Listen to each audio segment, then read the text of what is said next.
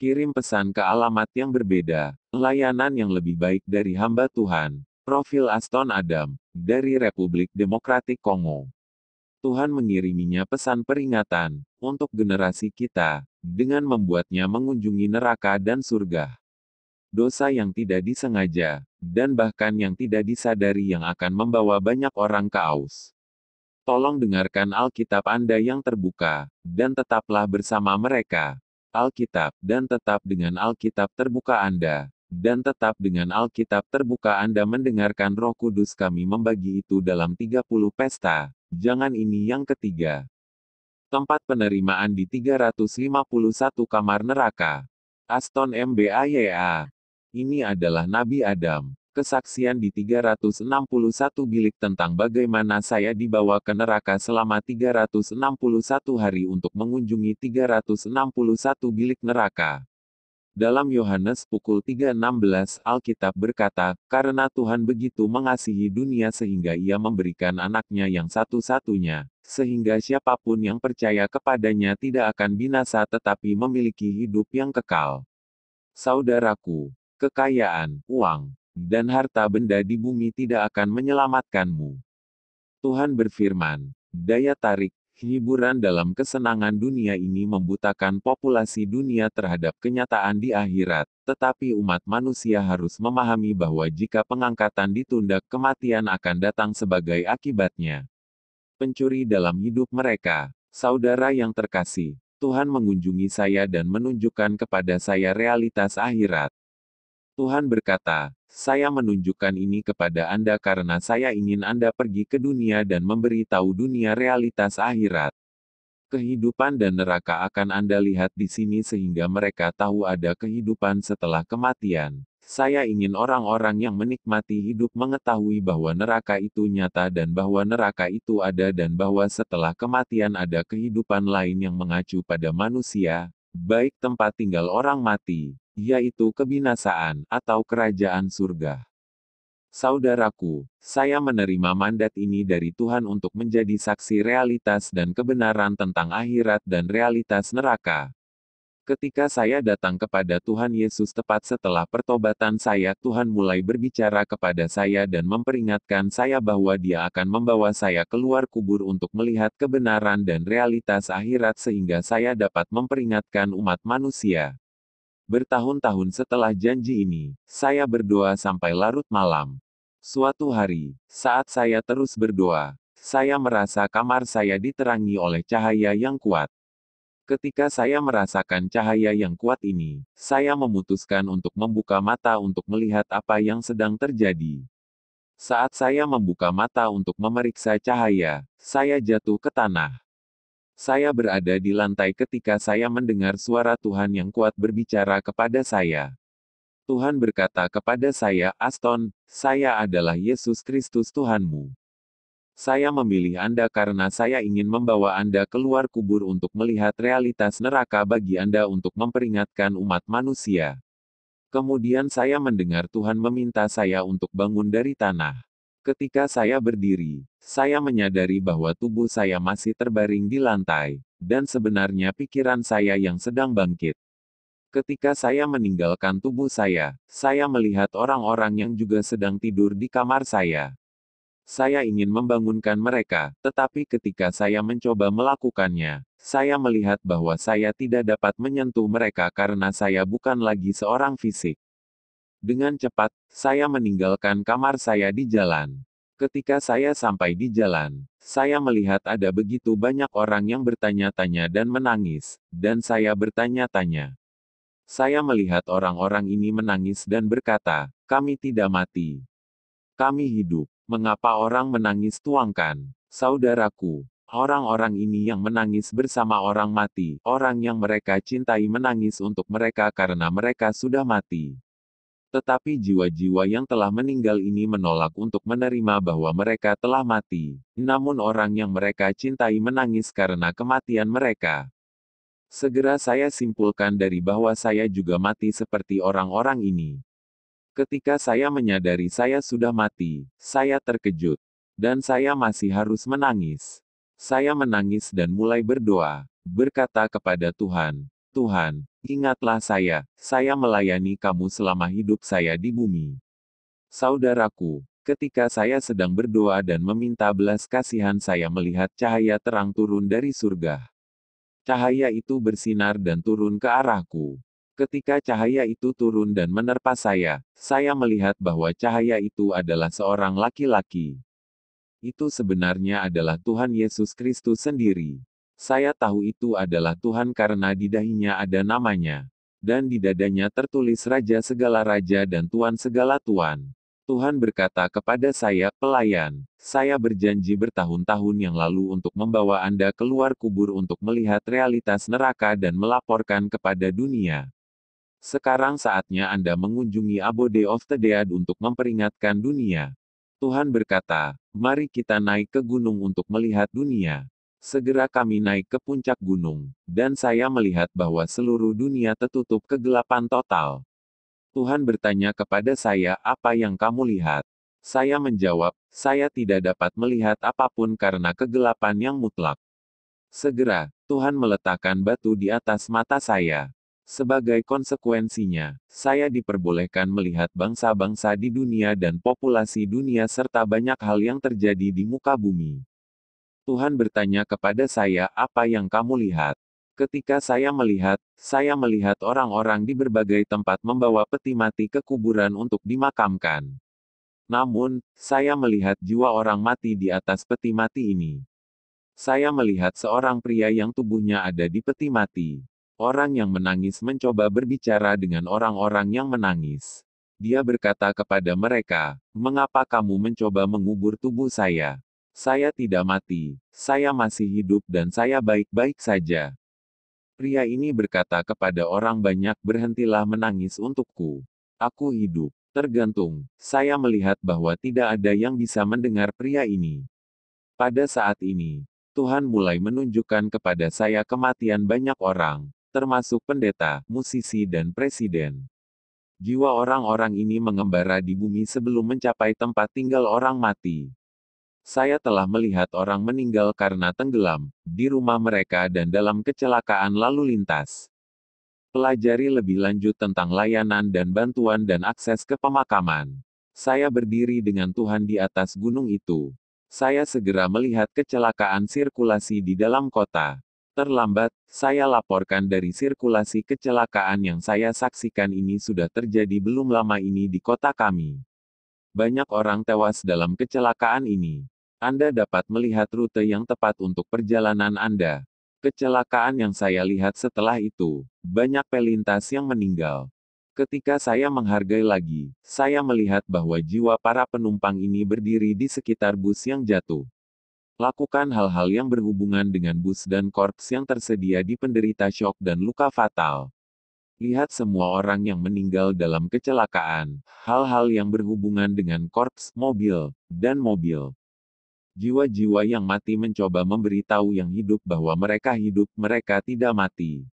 Dan sementara jiwa-jiwa yang mati ini mencoba untuk berbicara dengan yang hidup, saya melihat sebuah kendaraan angkasa memancarkan cahaya terang turun ke boulevard di mana kecelakaan itu terjadi. Saya melihat bahwa di dalam kendaraan surgawi itu ada malaikat berpakaian putih dan mereka menyanyikan lagu yang berbunyi, segala sesuatu di dunia ini akan berlalu, Tuhan dimuliakan. Sementara itu, saya mendengar ada jiwa yang mati di antara yang mati berkata, saya tidak bisa mati sekarang. Saya baru saja menikah dan istri saya tahu saya pergi bekerja. Saya pernah mendengar laki-laki dan perempuan meninggal yang ayah dan ibunya berkata buruk, kita tidak bisa mati, karena kitalah yang menjaga keluarga kita. Siapa yang akan merawat anak-anak kita? Bergantung. Saya perhatikan di antara bangkai perempuan yang tidak mengeluh meninggal, namun tubuhnya robek dan hancur total di dalam bus itu. Wanita ini sangat gembira. Dia mengenakan pakaian putih di mana dia menyembah Tuhan. Wanita itu berkata, penghakiman dan kebenaran Tuhan telah selesai dalam hidup saya. Dan saat dia berada dalam kegembiraan, saya melihat malaikat yang datang ke arahnya dan mereka naik kendaraan surgawi itu, dan mereka terbang ke kerajaan surga.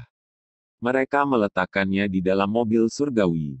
Saya bertanya kepada Tuhan, malaikat brilian ini hanya mengambil wanita itu dan semua orang tertinggal. Tuhan yang berkata, orang-orang ini tidak memiliki tanda Tuhan yaitu Roh Kudus. Inilah mengapa mereka tidak bisa naik ke surga. Kemudian Tuhan menunjukkan kepada saya bagaimana abdi Allah penginjil Gardiner telah meninggal. Saya melihat malaikat Tuhan yang melihat diri saya pada ayah dari kebangkitan evangelis negara kita, mengatakan bahwa dia harus bersiap untuk kematian yang akan datang. Beberapa hari setelah peringatan malaikat, abdi Allah meninggal dan dia dikumpulkan oleh malaikat Tuhan yang membawanya ke dunia surga. Saudara-saudara, seperti malaikat yang mengangkut wanita di dunia ini, saya melihat iblis muncul dan mendarat di sekitar lokasi kecelakaan tepat di depan jiwa-jiwa yang sudah mati. Setan-setan ini menangkap orang-orang yang meninggal dalam sirkulasi kecelakaan ini. Barang liontin untuk kepribadian-kepribadian, kolektor saya melihat setan-setan ini darah korban yang tertumpah di bus ketika kecelakaan itu terjadi. Saat iblis-iblis ini mengumpulkan darah di dalam bus, Tuhan mengatakan kepada saya bahwa iblis-iblis ini berasal dari dunia setan, yang merupakan dimensi yang dikendalikan oleh kode 999. Yesus berkata, ada banyak alam setan. Dia satanik ada tanpa izin dikendalikan oleh kode 333. Ini sebenarnya adalah dimensi penyihir, yang didasarkan pada kecemburuan dan kejahatan. Jika ada kode-kode 555 kode-kode 555. Kode-kode 555 produk dan kontrak sumber daya yang dimakan manusia dan pakaian yang dipakai orang banyak terdiri dari artikel yang dipakai di muka bumi. Ada juga dunia setan yang beroperasi di bawah kode 666 yang menguasai bumi dan menyebabkan umat manusia hidup dalam dosa. Ada dunia setan lain yang diperintah dengan kode 777. Tergantung, kerajaan setan yang diperintah dengan kode 999 adalah tentang darah manusia. Yesus berkata, setiap kali darah manusia ditumpahkan dengan cara apapun di bumi ini, setan datang dari kode 999 dunia gelap yang dikendalikan untuk mengumpulkan darah. Dengan cepat Tuhan menunjukkan kepada saya seorang pria yang dicukur di tukang cukur.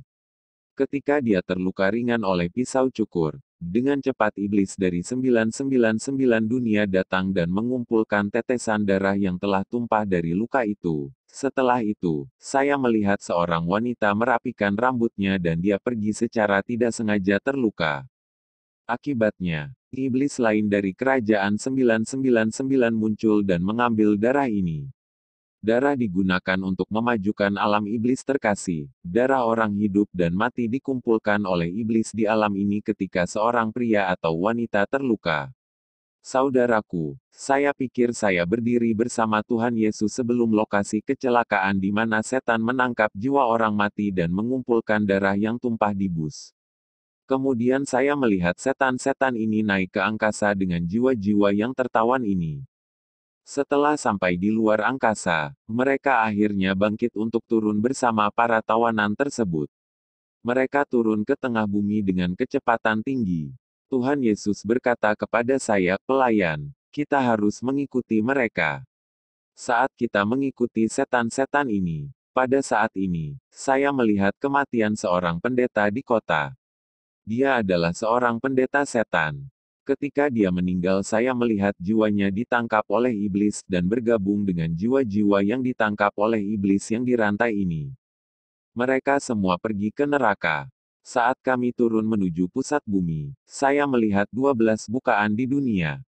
Lihat Tuhan berkata, lihat 12 pintu menuju kediaman orang mati.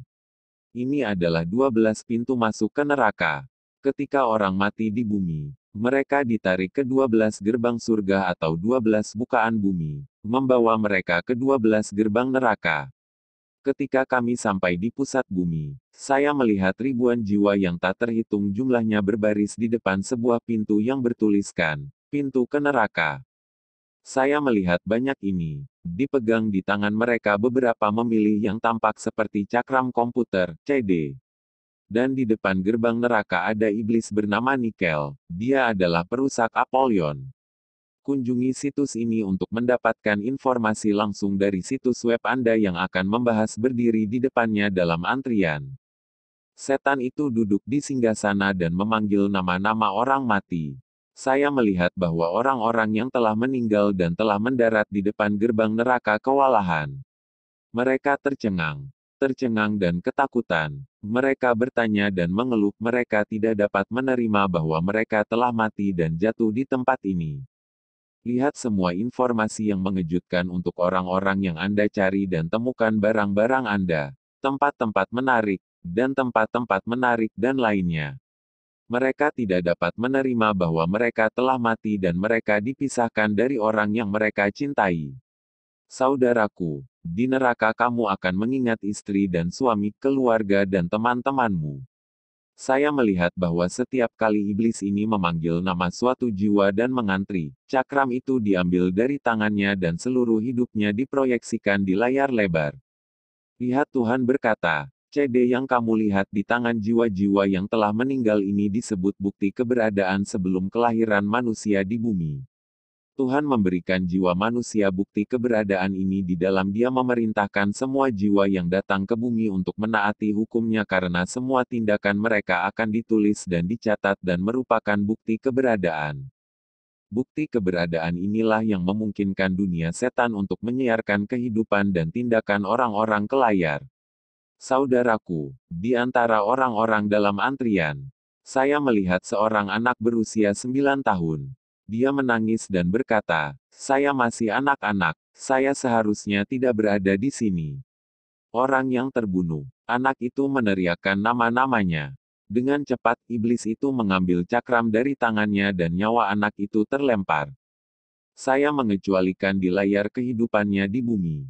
Saya melihat adegan di mana ibunya memintanya untuk membersihkan tempat itu. Dia telah selesai makan, tetapi anak itu menolak dan pergi bermain.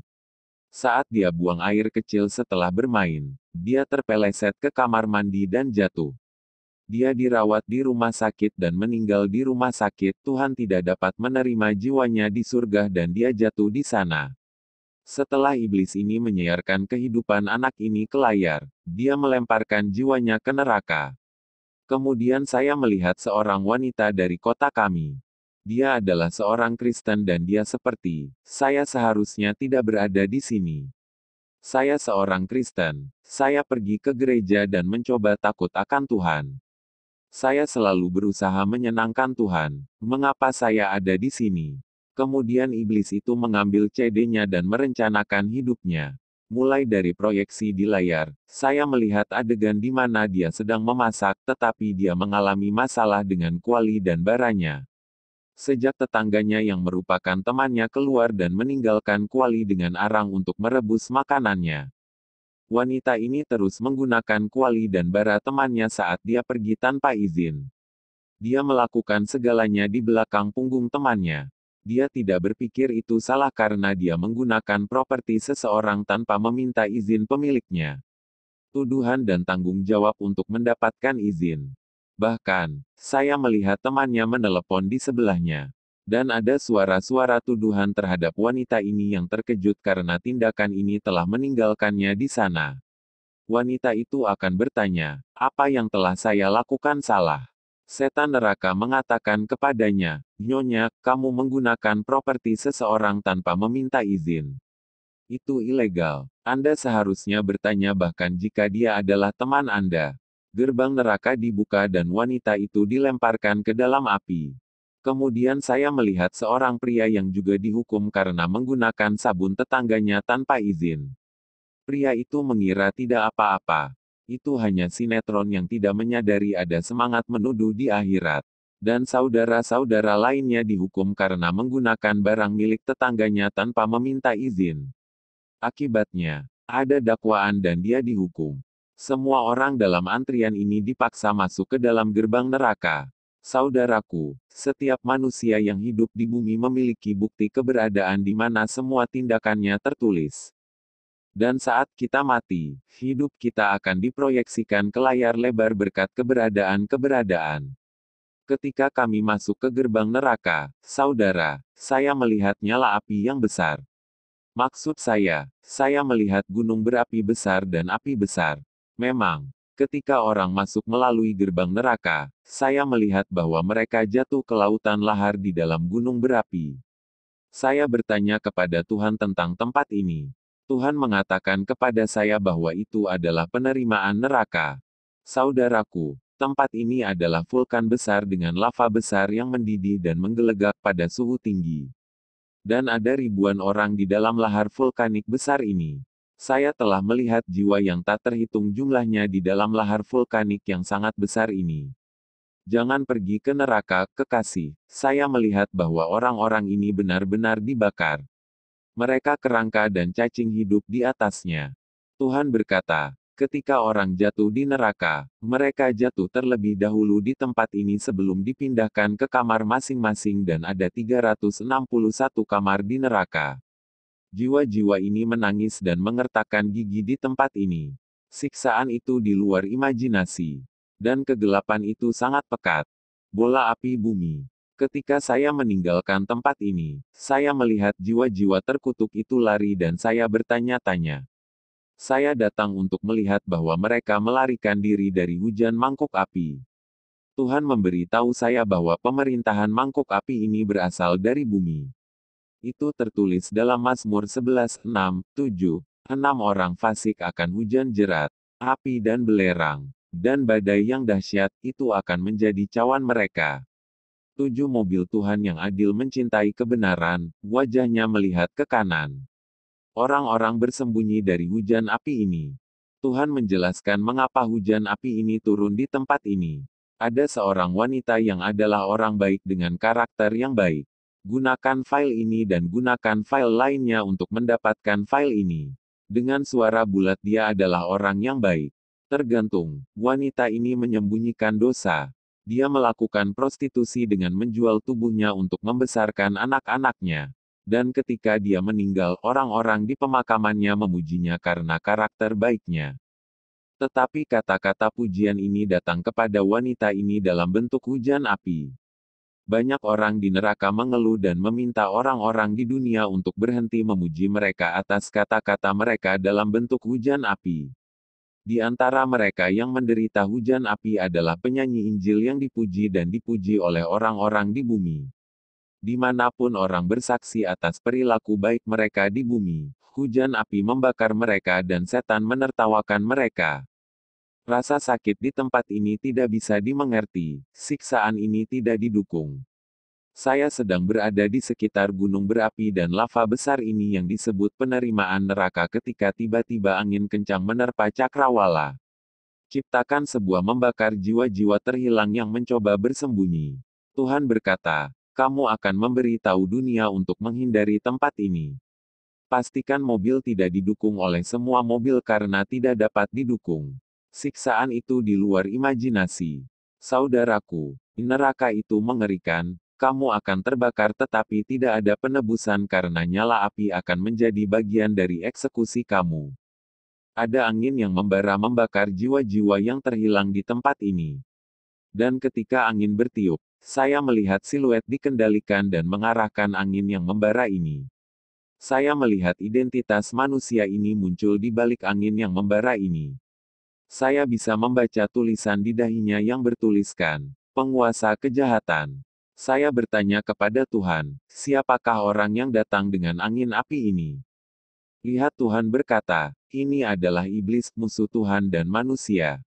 Saya melihat iblis berbicara kepada iblis yang tertawa dan mengejek jiwa-jiwa terkutuk yang terbakar dalam angin api. Iblis berkata kepada setannya, hambaku, inilah yang disebut gambar dan rupa Tuhan. Orang-orang ini diciptakan menurut gambar rupa Allah. Anda akan menemukan banyak orang lain yang bertanggung jawab atas pemeliharaan mobil. Mereka terlihat seperti mayat membusuk yang ditutupi cacing. Ya, mereka dibuat menurut gambar dari rupa Tuhan. Iblis menertawakan jiwa-jiwa ini dan bertanya kepada mereka, bukankah benar bahwa Tuhanmu menciptakanmu menurut gambarnya? Pemeliharaan, pemeliharaan, dan pemeliharaan. Apakah Tuhan Anda menciptakan Anda dalam bentuk ini? Apapun. Saat itu, saya melihat orang-orang memohon kepada iblis yang tidak berperasaan. Setan berkata kepada jiwa-jiwa yang terhilang itu, kamu menolak dan menghina aku dalam hidupmu, tetapi dengan perbuatan dan perbuatanmu kamu mengikutiku, karena kamu membuat perintahku, meskipun kamu membenciku. Tempatkan tujuan Anda untuk semua orang yang Anda inginkan dan lihat tujuan Anda. Sepanjang hidup Anda mengaku mencintai Tuhan dan Anda menjalani hidup Anda dengan melakukan perintah saya, bukan kehendak Tuhan Anda. Namun Anda mengaku mencintainya dan menolak saya. Anda tidak bisa mencintai Tuhan dan berjalan di jalan saya. Jika Anda memilih Tuhan, Anda akan mendapatkan perintah untuk pergi dan pergi ke perintah Anda. Ketika Anda mencintai Tuhan, Anda melakukan perintahnya dan berjalan di jalannya. Tapi Anda telah melakukan keinginan saya sepanjang hidup Anda. Saat itu saya melihat jiwa-jiwa yang terhilang berkata kepada iblis, kami tidak pernah menolakmu. Kami tidak pernah meremehkanmu. Kami ucapkan selamat kepada Anda.